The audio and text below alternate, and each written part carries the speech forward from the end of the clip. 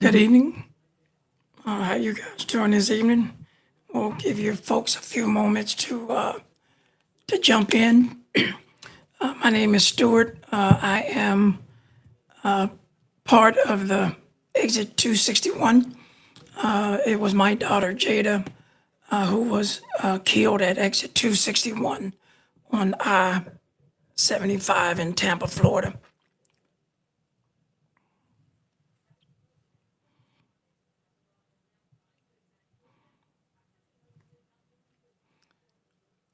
We're going to talk tonight for maybe 30 minutes or so and just give folks more information on Jada's story and her crash and how it happened and what the aftermath of that crash was.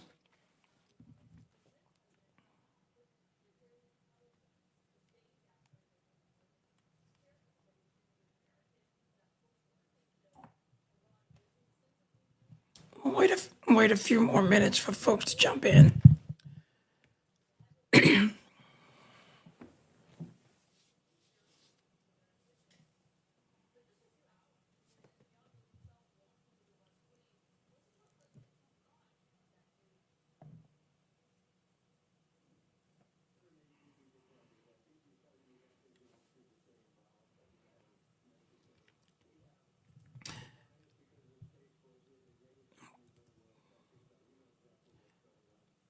I think I might do a TikTok live as well. It won't record from there, but I'll go ahead and TikTok live and just try to manage from both. We're a fairly new account, so we don't have live stream access yet.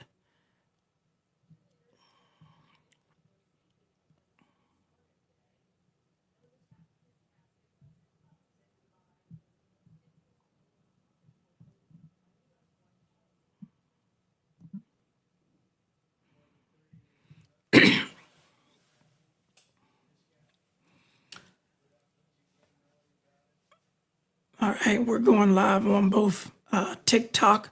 We're also live through our Riverside platform on X as well as YouTube Live. So if you want to jump in there, again, my name is Stuart with Exit 261. My daughter Jada was killed in a vehicle spearing in 2023 when her car hit a blunt end guardrail. So we'll wait for a few more folks to jump in here. We're going to talk about her accident and try to give you more information so you can get a better understanding of what this channel is about and why we post the information we post. One thing I want to say up front is we're not anti-guardrail. And so our point isn't that guardrails are bad. That is certainly the furthest thing from the truth. But if guardrails are damaged already and haven't been repaired or improperly installed, they can lead to a catastrophic crash.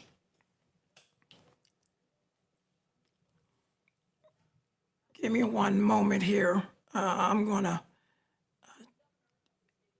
connect my phone. I can see my phone is going to be dying soon. And then we'll get started.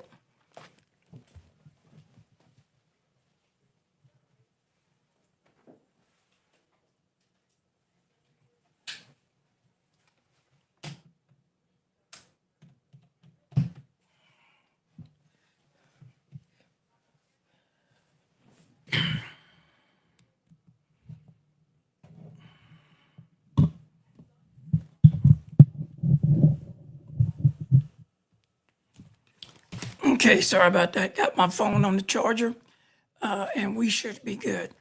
So my daughter Jada was 23 years old at the time of her crash.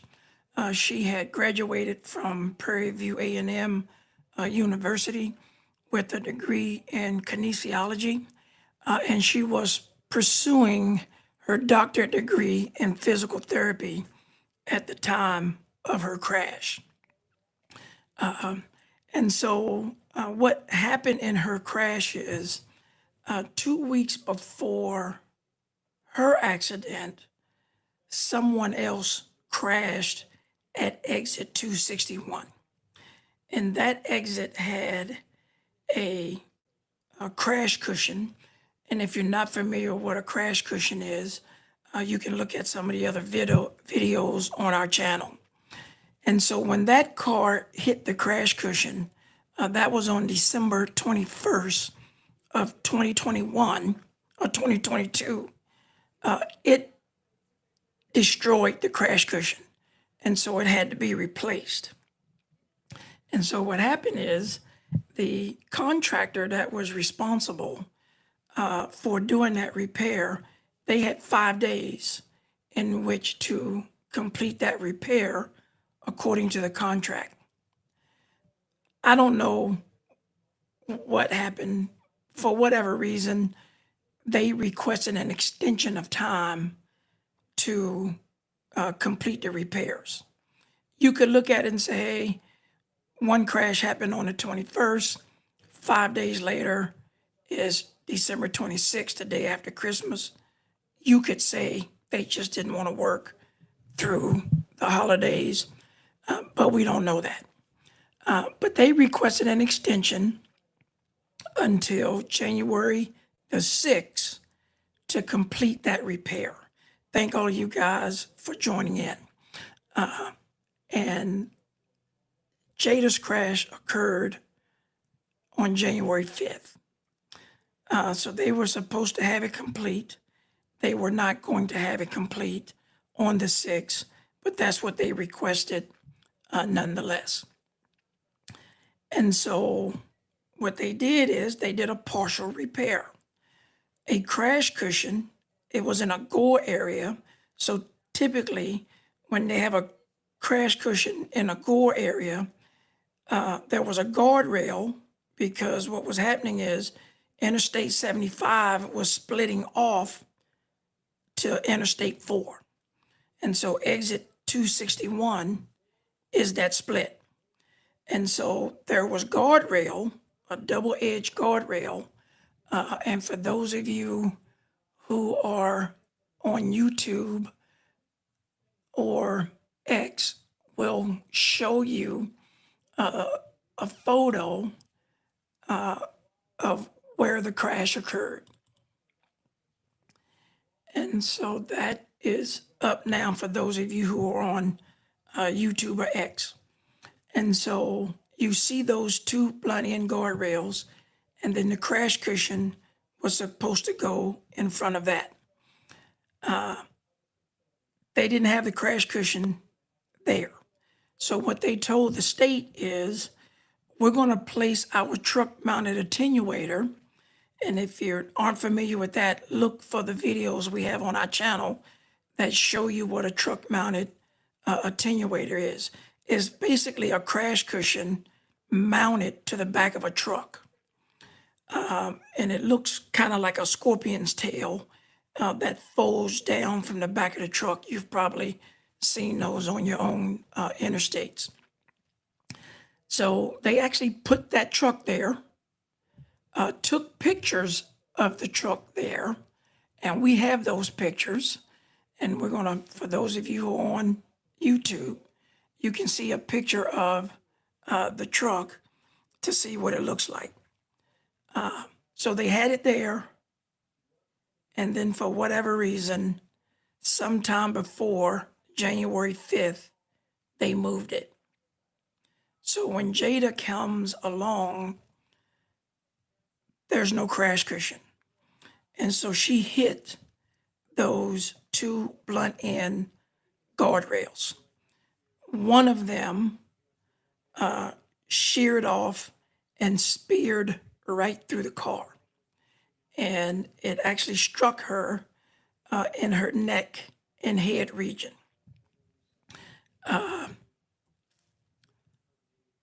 And it immediately caused her death.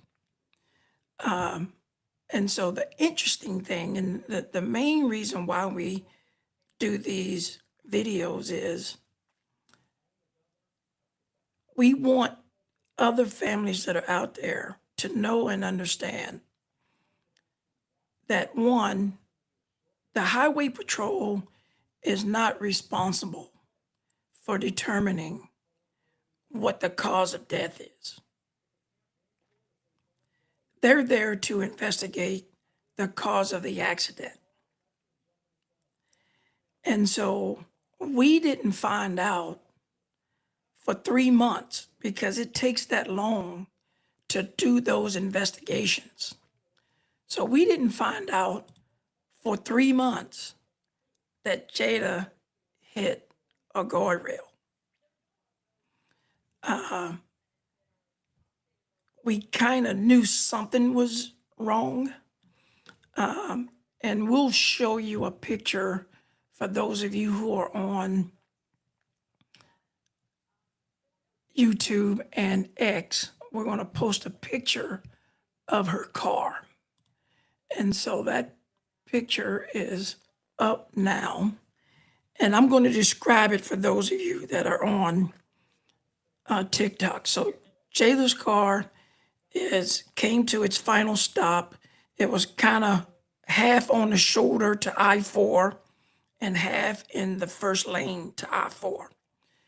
And the guardrail is wrapped around her car like a halo, of all things. It came through the engine compartment. The engine compartment looks like somebody just threw a grenade in her car. Went through the car, hit her, went all the way through the back window, knocked her headrest off, bent the back headrest back, and then as it accordioned back, it ripped the roof off the car. None of that information was described in the traffic homicide report. That's what they call it in Florida. Whenever there's a fatality on the interstate, they call it a traffic homicide report, which is an appropriate name because we feel that our daughter actually was murdered by that guardrail and the contractor that was responsible for it on the interstate. And so we get the traffic homicide report 3 months later, and it doesn't mention the guardrail at all. It doesn't say that the guardrail came through the car. It doesn't say that the guardrail impacted her. It doesn't say that the guardrail ripped the roof off the car. It doesn't say that the guardrail was the proximate cause of her injuries. It literally has the word guardrail in the report one time. And that's a box that says first point of impact, guardrail or other vehicle, or, it has several options you can choose. And they simply just checkbox guardrail. They didn't describe the guardrail at all, period. So our point is, if someone gets in an accident, no one is going to knock on your door and say, "Excuse me, Mr. and Mrs. Jones, but your son, daughter, sister, cousin, brother, whatever, was just in an accident with a damaged guardrail, and that guardrail came through the car and killed him." They're just not going to tell you that. The other thing they will do is that guardrail had sat partially repaired for about 14 days, 15 days. They also aren't going to tell you that it was damaged or that it was improperly installed. But they're going to come out there, just like they did in Jada's case. That guardrail was removed and disposed of that day, so that there's no evidence that it was damaged or improperly installed or anything else. And so that's the point. And so when we're out showing you guardrails and we're talking about boats missing, maybe improper boats, or it's already damaged, the posts are dry rotted, that's information you're going to need to know. And if they clean up the scene like they will do, all of that evidence is gone. And so the highway patrolman or the sheriff or whoever does the investigation, they're not going to investigate the guardrail. They're not going to look at that information and put that in the report, because all they're looking to do is determine the cause of the accident. And in our daughter's case, what they ended up doing, and this is probably true in every state, is there's a law that says you, as the driver, are responsible for keeping your vehicle on the road. And if you don't keep your vehicle on the road, for whatever reason, you have a medical emergency, somebody runs you off the road in a road rage incident, you have a tire blowout, there's construction debris in the road that causes your car to go off the road, animal runs across you, or if you're drinking, texting, or anything else, if it's drinking, they're going to find that.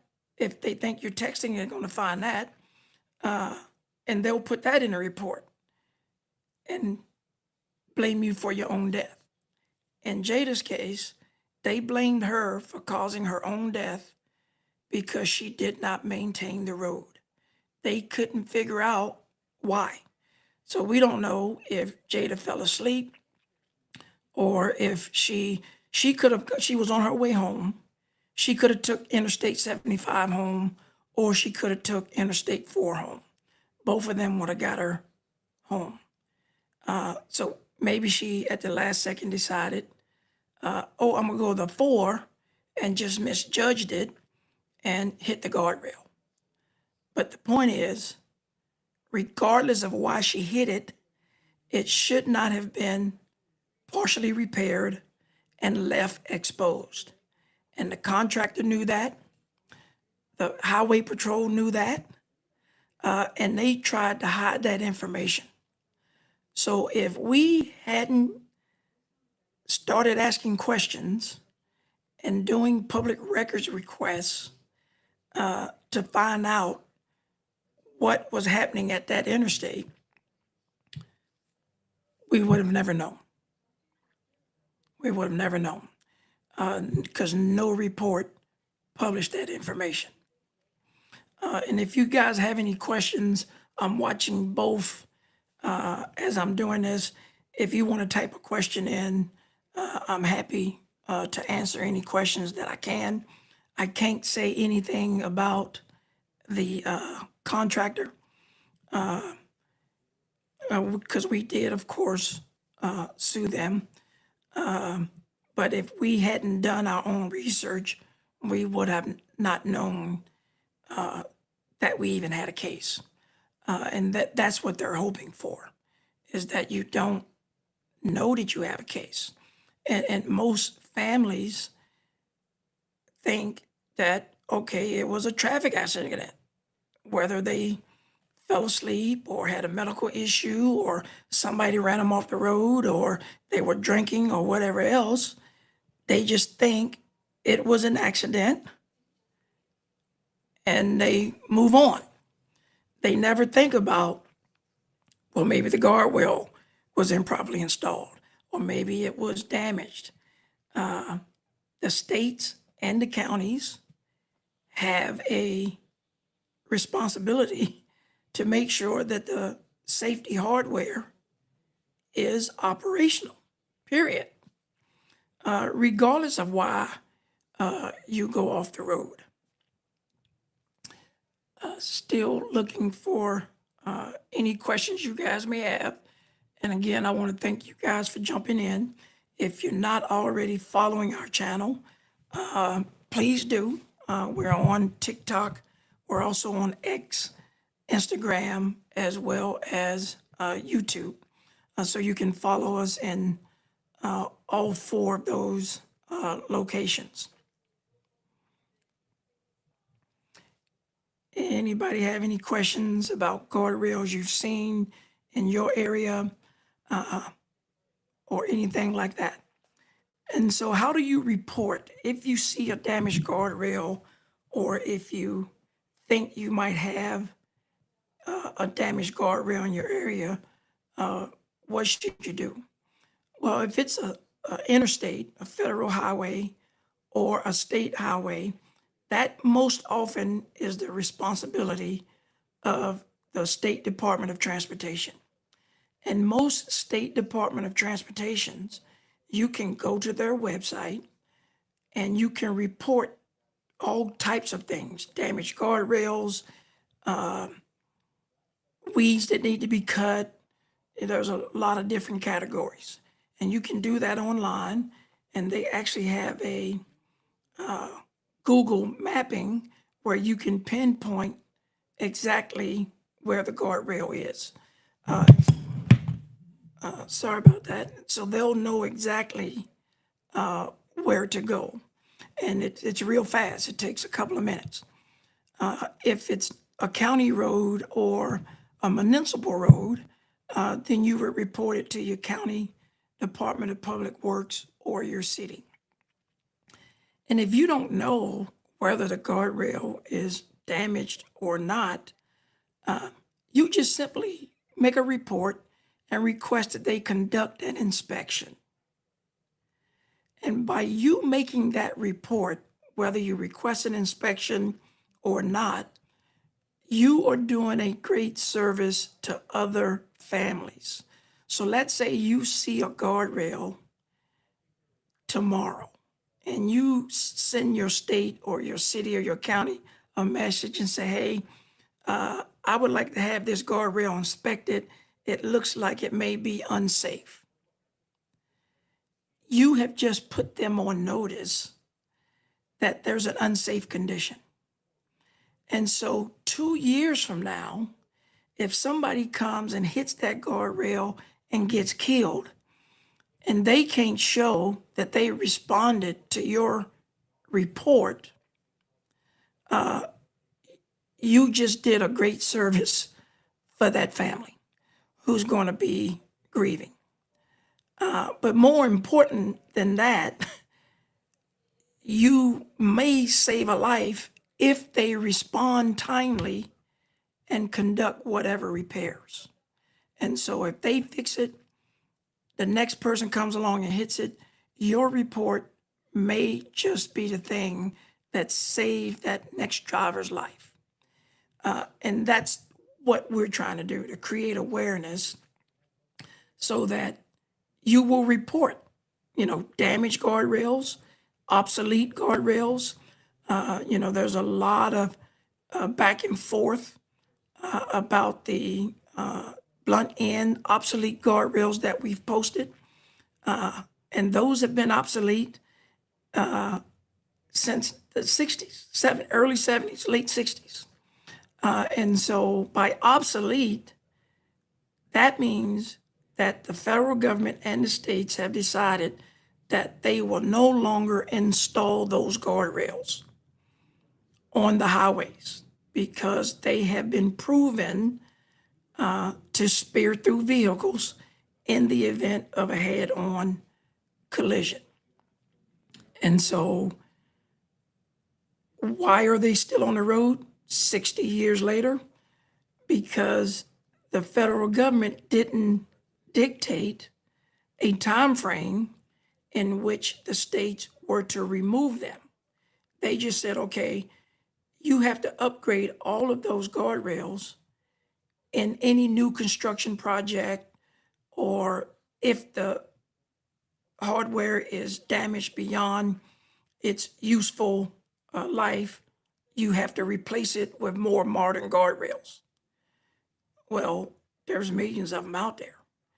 And if the state thinks that they can repair it as opposed to replace it, which is cheaper, that's usually what they're going to do. And so as a result, they might place a rail, but keep the blunt end in place because it's cheaper to do so. And so that's why you still see those obsolete guardrails on the road. And so the fact that they're on the road doesn't mean that there should be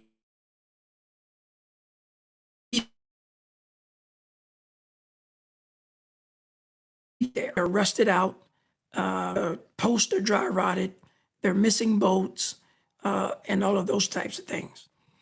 And the last thing I'll cover is the more modern guardrails that are designed to actually absorb the energy.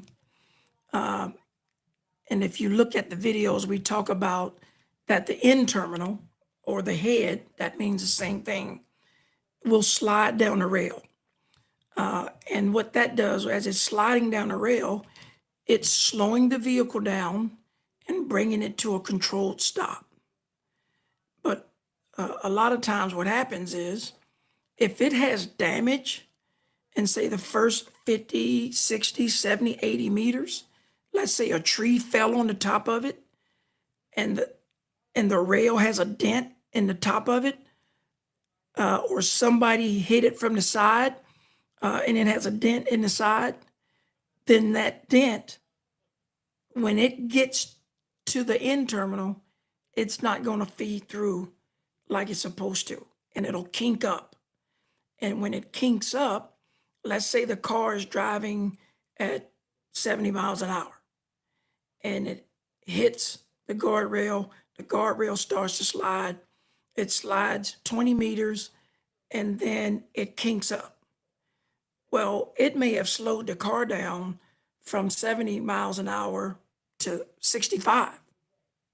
65 miles an hour is still a lot of kinetic energy. So where does that energy go?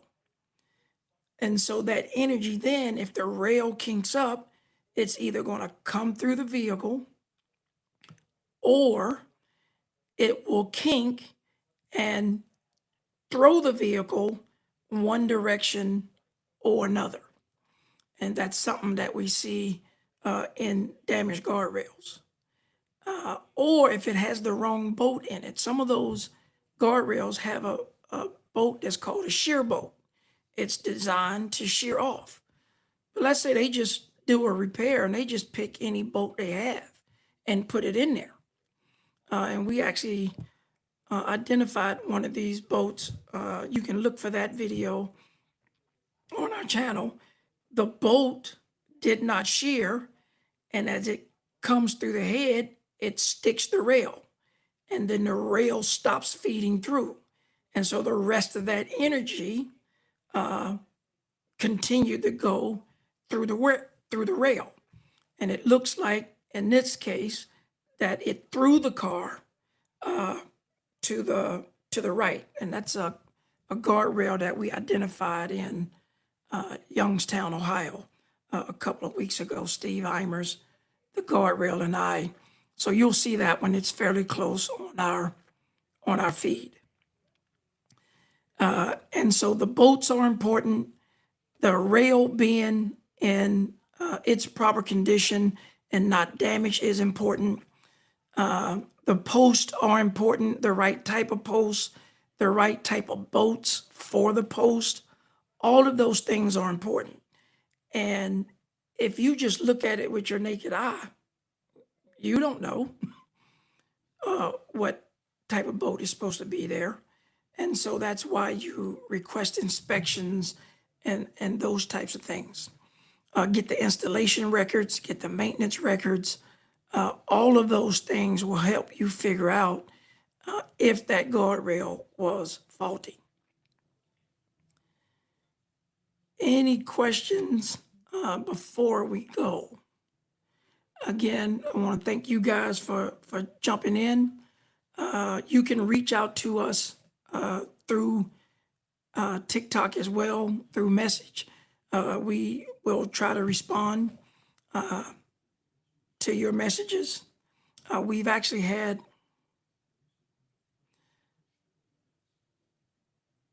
you're most welcome. RT Cone got your message. You're most welcome. And share our channel with others. And again, I always say, if you have young drivers in your family, make sure you tell them to follow this channel as well as Steve, the Guardrail Guy. Steve, the Guardrail Guy, knows everything there is to know about guardrail installation. I know a little bit about guardrail installation, but my focus, and the little bit I do know, I learned from Steve. But my focus is really identifying damaged guardrails. And so Steve kind of focuses on those that are improperly installed, has the wrong bolts, and those types of things, because his daughter was killed by a guardrail that was improperly installed. My daughter was killed by one that was damaged. And so whenever I see a damaged guardrail, I try to identify it to make people aware that that guardrail is not supposed to be laying there in a damaged state. It's supposed to be repaired as soon as possible. And if it's not repaired in a timely manner, they have an obligation to put some sort of crash-worthy safety equipment in front of it. A truck-mounted attenuator, a crash cushion, barrels with sand or water, some type of safety device they should be putting in front of these damaged guardrails. And they're not doing it. They're just leaving damaged guardrails on the side of the road. They put 1 or 2 orange cones in front of it. That orange cone is not going to stop a car from hitting that damaged guardrail. We will do. Keep doing what we're doing. And just so you know, we see all the comments of people trying to be smart about don't hit it and this and that. We just ignore that. We're not responding to that. It's good that you guys respond to them and put them in their place, but we're not going to respond to it. They'll learn it when it happens to their family. And, you know, we're giving free information. We're giving valuable information. If they don't want to hear it, we're going to keep doing what we're doing. All right. So thank you guys again for jumping in. Make sure you share the channel. Again, especially if you got young drivers in your families, nieces, nephews, cousins. You know, my daughter was 23 when she was killed. And I know of probably almost a dozen families that have suffered the same tragedy. And my daughter was the oldest. Many of them are 17, 18, 19 years old. All right. You guys take care. We'll see you on the next one. And keep commenting, keep liking, and keep following. We see you guys on the next one. Thank you.